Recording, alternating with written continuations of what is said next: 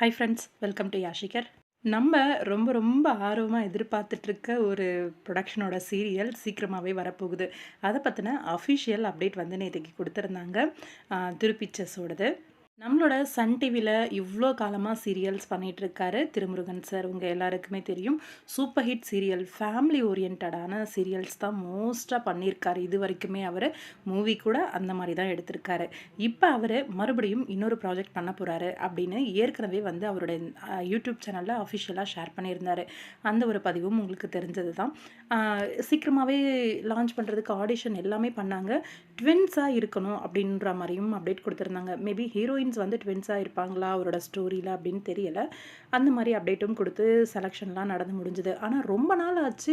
இப்ப வரைக்கும் serial launch பண்ணவே இல்ல. என்னடா நடக்குது? எந்த ஒரு அப்டேட்டுமே தெரியாம இருக்கே! அப்படின்னு சொல்லி பார்க்கும்போது, ரீசென்ட்டா அவரோட அ அஃபிஷியலான ஒரு அப்டேட் ஒண்ணு வந்திருந்தது. அவர்ஸ் நெக்ஸ்ட் இன் 2024 லோடிங் அப்படின்னு சொல்லி திரு பிக்சர்ஸோட அந்த சிம்பிள் குடுத்திருந்தாங்க. உண்மையிலேயே சந்தோஷமா இருக்கு. நம்ம திருமுருகன் சாரோட புது சீரியலோட ஆரம்பம் வந்து இந்த 2024ல வந்து நடந்துரும் அப்படின்னு சொல்லிட்டு அஃபிஷியலா அவங்களே வந்து சொல்லிட்டாங்க. லோட் ஆயிட்டிருக்கு. சீக்கிரமாவே லான்ச் பண்ணிருவோம் அப்படிங்கிற மாதிரி. எங்க வீட்லயே ஒரு 2, 3 பேர் இந்த திருமுருகன் சாரோட சீரியலுக்கு வந்து அடிக்ட் ஆகி பார்த்தவங்கலாம் இருக்காங்க. நாதஸ்வரம், குலதெய்வம் இப்ப வரைக்குமே மெட்டு ஒலி ரீடெலிகாஸ்ட் ஆச்சுன்னா பார்ப்பாங்க கன்டினியூஸா.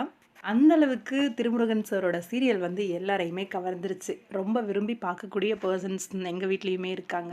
கண்டிப்பா அவரோட இந்த ப்ராஜெக்ட்டுமே சூப்பர் டூப்பர் ஹிட் ஆகும். சீக்கிரமா வரணும். வெயிட் பண்ணிட்டு இருக்கோம் எல்லாருமே.